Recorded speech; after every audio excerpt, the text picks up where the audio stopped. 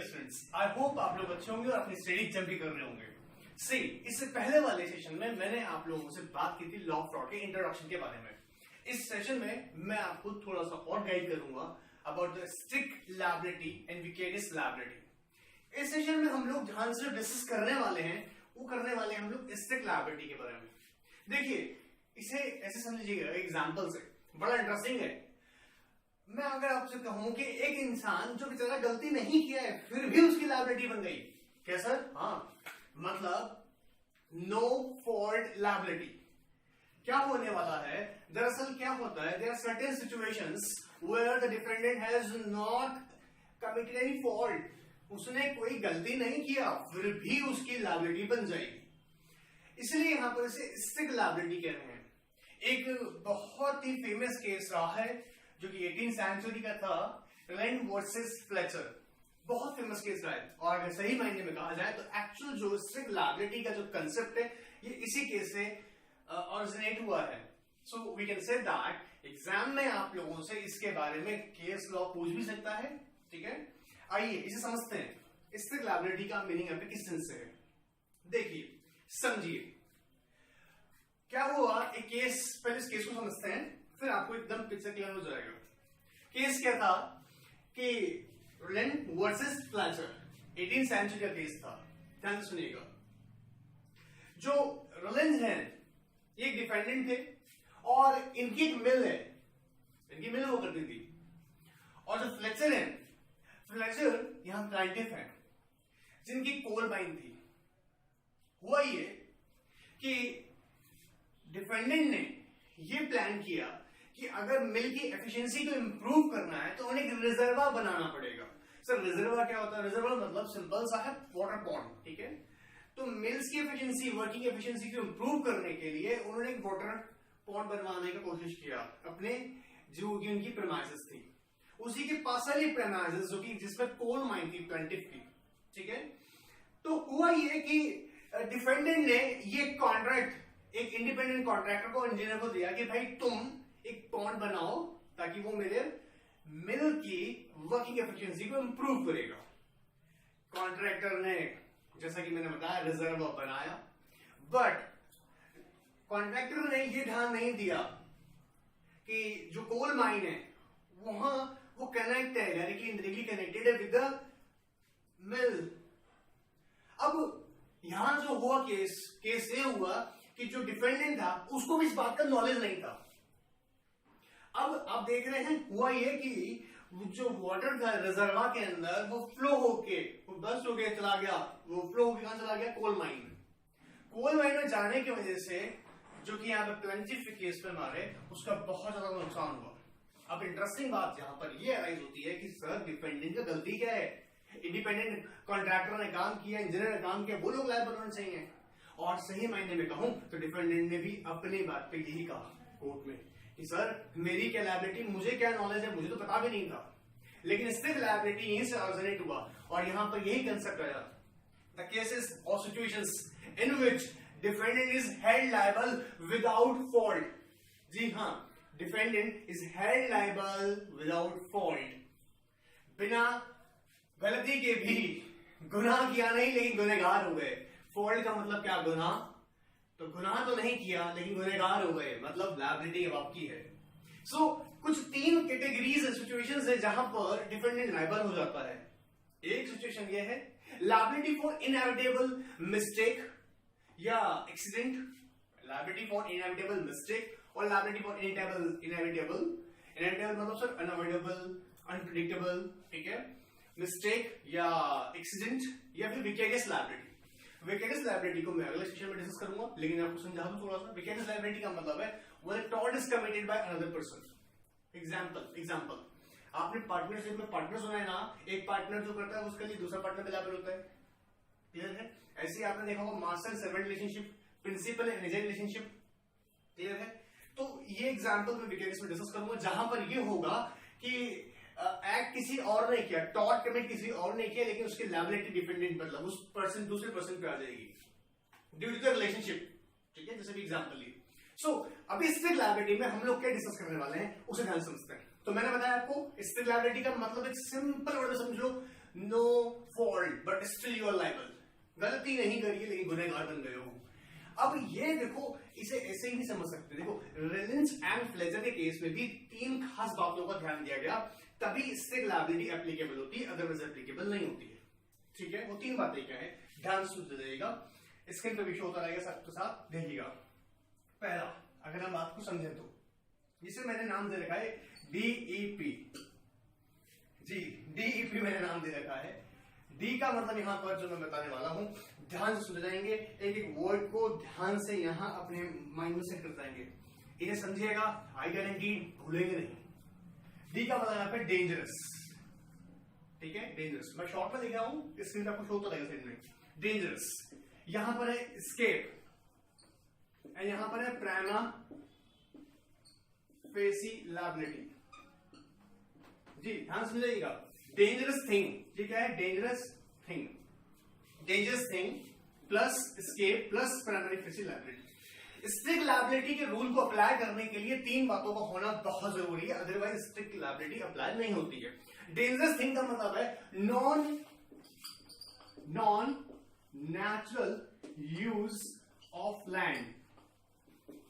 Sir क्या, हाँ, non natural use of land, ऐसी चीज जो कि देखिए आप समझिएगा, नॉन नेचुरल, नेचुरल यूज जहां है वहां ये अप्लाई नहीं होता। एग्जाम्पल देखिए, जैसे लिनेंज एंड फ्लेचर केस में ऑब्जर्व किया गया, जो रिजर्वा बना गया वो क्या था, एक non natural use of land, पहला बात। दूसरा उसमें क्या आया, प्लस स्केप, स्केप का मतलब गलती है, अच्छा भले ही उस पर डिपेंडेंट गलती हो ना हो, लेकिन वो स्केप हुआ और उससे क्या हुआ, दूसरी पार्टी को नुकसान। ठीक है, तो पहला क्या करें कि dangerous thing, how dangerous thing क्या हो सकती है, जो कि non natural use of land है। Sir natural use of land क्या होगा, ध्यान सुनिए, अक्सर गलती कर देते हैं। Natural use of land, for example जैसे हम बात करें, इलेक्ट्रिसिटी फिटिंग करा रखा है आपने, natural use of land. Water pipe installation करा रहे हैं, natural use of land. Plants आपने ट्री लगाए हैं घर में, प्लांट्स लगा रखे हैं, नेचुरल यूज ऑफ लैंड। ठीक है, बट द प्रोवाइडेड दैट ये जो काम कर रहे हैं ना, विद कॉशंस क्यों और विद नॉलेज, क्योंकि भाई ये आप जो भी सब्सटेंस यूज कर रहे हैं, जो भी नेचुरल यूज ऑफ लैंड है, वो विद इन द प्रीमाइसेस हो। ठीक है, तो अब यहाँ पे एग्जांपल दें, हम इनसे समझेंगे कि पहले क्या करें, डेंजरस थिंग, कोई भी डेंजरस थिंग है, ठीक है, जो कि non natural use of land हो गया, प्लस क्या हो गया, स्केप, वो निकल गई हो किसी भी तरीके से जिससे नुकसान हो गया उसको, प्लेंटिफ को। ठीक है, and third prima facie liability, जैसे कि रेंज और फ्लेचर के केस में आपने देखा कि भले ही काम तो किया था इंडिपेंडेंट कॉन्ट्रैक्ट इंजीनियर्स ने, लेकिन लायबिलिटी किसकी बनी, डिपेंडेंट की, मतलब एक्चुअल पर्सन की, जो कि उस प्रीमाइसेस को यूटिलाइज कर रहा है। सिंपल एकदम, बात पकड़ मारा है।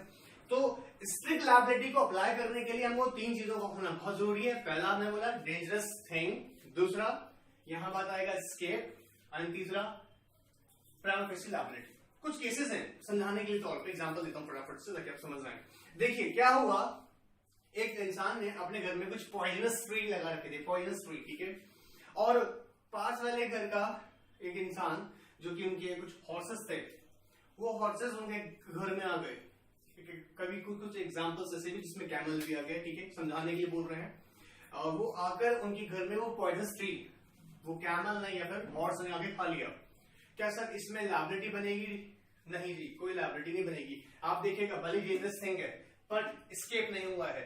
अब यहाँ पे क्वेश्चन राइज होता है कि अगर मान लीजिए, मैंने अपने बच्चों को ऊपर समझाया ये बात कि अगर कोई ट्री जो कि उस प्रीमाइसेस से बाहर जा रहा है, वो पॉइजनस ट्री जो प्रीमाइसेस से बाहर जा रहा है और उसको किसी जानवर ने खा लिया, उससे उसकी डेथ हो गया, तो क्या लायबिलिटी बनेगी? Answer is escape. अप्लाई करो, देखो स्केप बाहर निकल रहा है, क्लियर है। सो यहां और भी केसेस हैं, आप समझो, मतलब यहां हम जब कह रहे हैं कि कोई भी डेंजरस थिंग, और डेंजरस थिंग को किस तरह से पता लगाया जाएगा, हम कहेंगे जहां पे भी non natural use of land होगा वो हो जाएगी डेंजरस थिंग। सिंपल है। नेचुरल यूज ऑफ लैंड के मैंने कुछ एग्जांपल्स अभी आपको बताए हैं, ठीक है। नाउ अब पॉइंट आउट करते हैं हम लोग कुछ और बातों को भी। यहां पर कुछ एक्सेप्शंस भी हैं। एग्जाम्पल में अक्सर ये क्वेश्चन पूछा गया है, what are the exceptions of strict liability, मतलब कहां स्ट्रिक्ट लायबिलिटी का कंसेप्ट अप्लाई नहीं होगा, ठीक है। तो फर्स्ट वन देखिएगा, बहुत ध्यान सुनिएगा, अगर इसी को उल्टा कर दो, नेचुरल यूज ऑफ लैंड है, मतलब सर डैमेज तो हुआ but due to natural use of land. कैसा डैमेज हो, जैसे अभी मैंने आपको एग्जांपल दिया कि पॉइजनस ट्री है, डेंजरस है, बट वो एस्केप नहीं हुए, वो विद इन द प्रीमाइसेस हैं, तो ये जो अफसोस वाली बात है sir, damage due to natural use of land, हाँ अभी जमीन पर कोई जंगली पौधा उगाता है, ये अपने आप उगाना, ये मेरे वजह से तो नहीं उगा ना, तो आप नेचुरल जमीन इस तरह के पौधे अगर पैदा कर रही है, लेकिन प्रोवाइडेड दैट, मैंने पहले बता दिया कि वो अगर जंगली पौधे अगर बाहर निकलते हैं तो फिर आप लेवल हो रहे हैं। क्लियर है? तो पहले यहाँ पे एक्सेप्शन क्या है, याद कर लीजिए फटाक से। First exception is natural use of land, damages due to natural use of land, first. Clear है? सेकंड है consent of plaintiff. Consent of plaintiff, consent of plaintiff का मीनिंग समझिएगा ध्यान से। देखिए इसके एक एग्जांपल समझिएगा। आप मान लीजिए एक बिल्डिंग बिल्डअप कर रहे हैं, ठीक है, बिल्डिंग कंस्ट्रक्शन चल रहा है। बिल्डिंग कंस्ट्रक्शन से पहले मान लीजिए आपने फाउंडेशन बनाने के लिए गड्ढा खोदा, ठीक है, उसके पास एक बिल्डिंग है। अब आपको आपकी नॉलेज के लिए बता दूंगा, आप लोग जानते होंगे, जब आप फाउंडेशन खोदते हैं और उसके घर के पास, मान लीजिए बिल्डिंग के पास में इधर यहाँ डिगिंग की जा रही है, गड्ढा खोदा जा रहा है, किस लिए गड्ढा खोद रहे हैं? फाउंडेशन के लिए, ठीक है। आपको पता है इस बिल्डिंग को बहुत ज्यादा डेंजर में, बिकॉज यहाँ पे जब डिगिंग करेंगे तो बिल्डिंग सबसे डाउन गिर सकता है, कोलैप्स हो सकती है बिल्डिंग। तो क्या होता है बेसिकली, जनरली प्रैक्टिस क्या है कि जब भी कोई इंसान ऐसा बिल्डिंग कंस्ट्रक्ट कर रहा है तो पास वाले उस प्रॉपर्टी के ऑनर से परमिशन ले लेता है। अब मान लीजिएगा कंसेंट दे दिया सामने वाली बिल्डिंग के पार्टी ने, जिसकी वो बिल्डिंग पास में थी, जिसके पास में आप फाउंडेशन बना रहे हैं, अगर उसने परमिशन ले दिया तो याद रखिएगा कोई भी लॉसेस होते हैं तब उसमें लायबिलिटी, सिर्फ लायबिलिटी या कंसेप्ट अप्लाई नहीं होता है। तो दूसरा बात कहता है कंसेंट ऑफ द प्लांटिव। कोई भी चीज सब्सटेंस जो भी डिपेंडेंट की प्रॉपर्टी पे आया है वो कंसेंट आया with the consent of plaintiff है, ठीक है। तो पहला कहते हैं damage due to natural use of land, second consent of the plaintiff, clear. Third act of third party. अब अभी मान लीजिएगा एक्ट ऑफ थर्ड पार्टी होने पे क्या है कि प्लेंटिव को जो नुकसान हुआ ना उसमें डिपेंडेंट का कोई रोल नहीं, मतलब एक स्ट्रेंजर है। अब स्ट्रेंजर का मतलब एग्जांपल समझिएगा, एक घर में मान लीजिएगा एक आदमी एक घर में कूद के आ गया, चोरी करने के लिए आया मान लीजिएगा, ठीक है, और उसने गलती से डिपेंडेंट घर से कोई आइटम इस्तेमाल किया प्लेंटिव घर में एंटर होने के लिए, जिससे प्लेंटिव का नुकसान हो गया। अब आप ध्यान से देखें, जिस इंसान जो चोरी करने आया वो डिपेंडेंट घर कोई भी ऐसा आइटम यूज कर रहा है जिससे प्लेंटिव का नुकसान हो रहा है। जैसे मान लीजिए लेटर इस्तेमाल किया, जिससे वो चोरी तो नहीं कर पाया, लेकिन लेटर इस्तेमाल करने से, डिपेंडेंट लेटर इस्तेमाल करने से वो वहां पर प्लेंटिव की बिल्डिंग को कोई नुकसान पहुंचा देता है बाय मिस्टेक। तो इसमें डिपेंडेंट का तो कोई रोल नहीं है। मतलब जब एक्ट ऑफ थर्ड पार्टी होगा जिसमें स्ट्रेंजर इन्वॉल्व हो गया, जिसमें किसी डिपेंडेंट का भी कोई लेना देना नहीं है, क्लियर, ना ही वो डिपेंडेंट कोई रिलेशनशिप है, रिलेशन मतलब ना वो उसका कोई पार्टनर है, ना वो उसका सर्वेंट है, ना वो मास्टर सर्वेंट रिलेशनशिप में है, ठीक है। तो ऐसे केसेस में भी, ये प्रिंसिपल एग्जेंट का केस है, ठीक है, ऐसे केसेस में भी हम बोलेंगे एग्जाम्पशन मिल जाएगी। एग्जाम्पशन क्यों मिल जाएगी? रीजन ये है कि जो एक्ट है वो थर्ड पार्टी को स्ट्रेंजर का है, जिसमें डिफेंडेंट लायबल नहीं होगा, क्लियर है। या फिर हम बात करें एक्ट ऑफ गॉड। आपने एक्ट ऑफ गॉड का नाम सुनते हैं, वो याद होगा, वो माय गॉड मूवी है, वो तो उसके ऊपर एक कंसेप्ट बना हुआ है। एक्ट ऑफ गॉड का मतलब देखिए जो ऐसी चीजें जो कि ह्यूमन कंट्रोल के बियॉन्ड है। एग्जांपल, अभी इसमें एक केस है, सुनिएगा। एक इंसान ने अपना वाटर टैंक बहुत शानदार तरह से बनाया, ठीक है, लेकिन और उसने ये भी देखा कि भाई बहुत ज्यादा अगर रेन होगा तब भी वो उसे सर्वाइव कर पाएगा वो वाटर टैंक, ठीक है। बट हैवी रेन होने की वजह से वो वाटर जो ओवरफ्लो होकर नेबर के घर चला गया। अब यहाँ पे आप ऑब्जर्व करेंगे ये एक्ट ऑफ गॉड है, मतलब ऐसी चीजें जो बियॉन्ड ऑफ ह्यूमन कंट्रोल होंगी, ठीक है। जैसे मान लीजिए एक और एग्जांपल लेते हैं, अर्थक्वेक आया, ठीक है, और बिल्डिंग जो था, एक बिल्डिंग गिर के दूसरी बिल्डिंग में चला गया, या किसी घर का पेड़ जो कि अच्छा खासा पोजीशन में था, ठीक है, और वो रीजनेबल केयर किया हुआ था, फिर भी अर्थक्वेक की वजह से या फ्लड की वजह से वो पेड़ गिर के नेबर का बिल्डिंग में गिर गया। ऐसे केसेस में ह्यूमन कंट्रोल नहीं था, मैंने पहले बता दिया आपको, लेकिन उसे रीजनेबल केयर पहले किया हो, क्लियर है। सो पहला कहता है आपको जल्दी से, first damage due to natural use of land, second consent of the plaintiff, third act of third party, fourth act of God, fifth statutory authority. Statutory authority मतलब जब कोई पब्लिक बॉडीज अपना फंक्शन परफॉर्म करती हैं और reasonable care के साथ में, विदाउट एनी नेग्लिजेंस, तब वो भी एग्जाम्पल हो जाती हैं। पब्लिक बॉडीज क्या है? जस्ट फॉर एग्जाम्पल, हम वाटर लाइन सेट करनी है, ठीक है, या इलेक्ट्रिसिटी पोल करने लगाने हैं, ठीक है, इंस्टॉलेशन होगी। तो ये जो पब्लिक बॉडीज है अपना फंक्शन परफॉर्म कर रही हैं, इस फंक्शन को परफॉर्म करते हुए जैसे रोड बनाई जा रही है, ठीक है, ये पब्लिक बॉडीज रोड बना रही है। अब ये विदाउट एनी नेग्लिजेंस अगर इनसे किसी को नुकसान पहुंचता है तो ये लायबल नहीं होती है। तो स्टैट्यूटरी अथॉरिटीज, क्लियर है? एंड लास्ट वन, अब जो स्केप हुआ ना, यहाँ पे यूज करते स्केप, जो भी नुकसान हुआ, जो स्केप हुआ, जो भी थिंग थी, escape due to the default of plaintiff, escape जो हुआ उसमें गलती किसका था? प्लेंटिफ खुद का। तो ऐसी चीजों में भी एग्जम्पशन मिल जाता है। तो स्ट्रिक्ट लायबिलिटी में हमने याद रखना है 3 चीजें अगर है तो स्ट्रिक्ट लायबिलिटी अप्लाई होगा। क्या? This thing which means non natural use of land, second है escape, third is primary liability. Now as I said कि हमने इसके एक्सेप्शंस भी कुछ डिस्कस किए जहां पे स्ट्रिक्ट लायबिलिटी नहीं बनती। साथ के साथ यहाँ पे समझना जरूरी होगा कि स्ट्रिक्ट लायबिलिटी के साथ साथ हम ये समझेंगे कि एब्सोल्यूट लायबिलिटी। आप लोगों ने ऐसा सुना होगा, जहां तक मैं उम्मीद कर रहा हूं अपने एनवायरमेंटल लॉस पढ़े होंगे, तो वहां पब्लिक लायबिलिटी इंश्योरेंस करके एक चैप्टर भी है, वहां पे भी इसके बारे में डिस्कस किया हुआ है। एक बहुत ही रिनाउंड केस है, बहुत ही फेमस केस रहा है। आपने भोपाल गैस ट्रेजेडी वाला कांड जरूर सुना होगा, उसमें यही हुआ था, MC Mehta versus union of India and others. उस केस में यही हुआ कि समझना, जो भी कहीं भी ऐसी एंटरप्राइजेस जो कि हेरेजस एक्टिविटीज कर रही है, हेरेजस मतलब होता है डेंजरस, ऑलराइट, तो ऐसी एक्टिविटी कर रही हैं, वो अपने प्रेमाइसेस में प्लस प्रेमाइसेस के सराउंडिंग कोई भी अगर डेंजर होगा या कोई भी किसी को नुकसान होगा तो उसके लिए वो लायबल हो जाएंगे, चाहे उनकी, आप समझ रहे हैं ना, चाहे उनकी मतलब चाहे उन्होंने गलती किया हो नहीं किया हो। क्या हुआ था समझेगा, जैसे एग्जांपल लेके बताते हैं, कोई केमिकल फैक्ट्री है, अब केमिकल फैक्ट्री की वहां मैन्युफैक्चरिंग, केमिकल्स की मैन्युफैक्चरिंग हो रही है। अब कोई भी गलती हो या नहीं हो, समझना, गलती हो या नहीं हो, अगर केमिकल फैक्ट्री में कोई भी ऐसा डेंजर ऑकर हुआ जिसकी वजह से उसके वर्कर्स या आसपास की सिटी, मतलब आसपास का एरिया, फैक्ट्री के आसपास का एरिया इंपैक्ट होता है, लोगों को नुकसान होता है, तो याद रखिएगा इसमें एंटरप्राइजेस लायबल हो जाएंगे। अब सर क्या डिफरेंस आएगा strict liability and absolute liability में? बहुत सिंपल सा डिफरेंस है, समझे तो देखिए, एब्सोल्यूट लायबिलिटी जो है वो स्पेसिफिकली अप्लाई होती है एंटरप्राइजेस पे, ठीक है, वो कहां अप्लाई होगी? एंटरप्राइजेस पे। प्लस एंटरप्राइजेस किसमें एंगेज है? हैजर्डस एक्टिविटी में, कोई डेंजरस एक्टिविटी के अंदर। And one important thing is that कि एब्सोल्यूट लायबिलिटी के अंदर कोई एक्सेप्शन नहीं लगेगा। मतलब सर एक्ट ऑफ गॉड से कोई लेना नहीं, उनको स्टैच्यू अथॉरिटी से कोई लेना नहीं, मतलब कोई भी एक्सेप्शन एग्जैक्टली कोई प्रोवाइडेड नहीं किया गया है इसके अंदर एब्सोल्यूट लायबिलिटी में। तो एब्सोल्यूट लायबिलिटी में मतलब क्या है? देखिए अभी मैं आप क्या बोल रहा हूं कि एब्सोल्यूट लायबिलिटी के अंदर यही कंसेप्ट है कि जो एंटरप्राइजेस हैं अगर वो कोई भी हैजर्डस एक्टिविटी कर रही हैं तो उन्हें इंश्योरेंस लेना पड़ेगा, प्लस उनकी लायबिलिटी जिसे हम बोलते हैं नो फॉल्ट लायबिलिटी। ये कंसेप्ट क्वेश्चन आया हुआ है, याद रखिएगा। इसको मैं अगर क्लियर कर दूं थोड़ा सा, तो ये पुराने ECS एग्जीक्यूटिव के ओल्ड सिलेबस में इसे हम ECL में पढ़ते हैं, जहां हम एनवायरमेंटल लॉस पढ़ते हैं, ठीक है। और न्यू सिलेबस के अंदर setting up of business entities के अंदर इसको पढ़ने को मिलता है कंप्लायंस के अंदर, जिसमें बोलते हैं पब्लिक लायबिलिटी इंश्योरेंस, जहां पर कोई भी एंटरप्राइजेस अगर हैजर्डस सब्सटेंस या हैजर्डस एक्टिविटी में एंगेज होती है, they have to obtain insurance policy.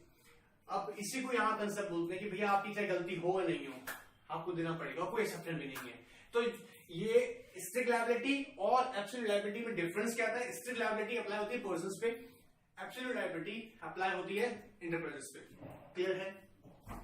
I hope यहां तक की बात आपको समझ में आ गया होगा। फिर भी अगर कोई डाउट या क्वेरी है आपको, your queries are always invited in the comment box, alright. So कीजिएगा, क्वेरीज पूछ लीजिएगा, कोई भी डाउट हो, ठीक है ना। फर्दर बहुत जल्दी धीरे धीरे आप लोगों के लिए क्वेश्चंस रेडी किए जा रहे हैं। CSAT के लिए मैं ऑब्जेक्टिव टाइप क्वेश्चन रेडी कर ही रहा हूँ एग्जाम पैटर्न के अकॉर्डिंग, क्लियर। और प्री एग्जामिनेशन, क्योंकि CS एग्जीक्यूटिव की प्री एग्जामिनेशन के लिए भी executive type objective type questions की रिक्वायरमेंट होती है, वो भी आप लोगों के लिए बहुत जल्दी प्रिपेयर हो रहे हैं। फर्दर मुझे बहुत खुशी है कि हमारे स्टूडेंट्स, बहुत सारे स्टूडेंट्स, चाहे वो मानसी हो, शिल्पा हो, सोनम हो, प्रगति हो, शुभम हो, हिमानी हो, खुशी हो, ठीक है, ये लोग बहुत सा परफॉर्म कर रहे हैं, टेस्ट में बहुत सा कर रहे हैं, ठीक है। और भी कुछ नए स्टूडेंट्स अभी ऐड हुए, जैसे अमित है और शिवाय है कोई, ठीक है, कोई मतलब से उनका नाम है। सो ये लोग अच्छा परफॉर्म कर रहे हैं, ठीक है, और मुझे अच्छा लग रहा है कि आप लोग टेस्ट में पार्टिसिपेट कर रहे हैं। सो याद रखिएगा टेस्ट आप सबके लिए इंपॉर्टेंट है, ध्यान से टेस्ट का टाइम करते रहिएगा। टेस्ट बार बार आपके लिए आ रहे हैं और आप ही के लिए आ रहे हैं। टेस्ट ही ऐसी चीज है जो आपको रैंक में लाके खड़ा करेगा, आपकी नॉलेज को एक्चुअली इंप्रूव करेगा, ऑलराइट। सो देखते रहिएगा, एंजॉय करते रहिएगा। Good bye, take care.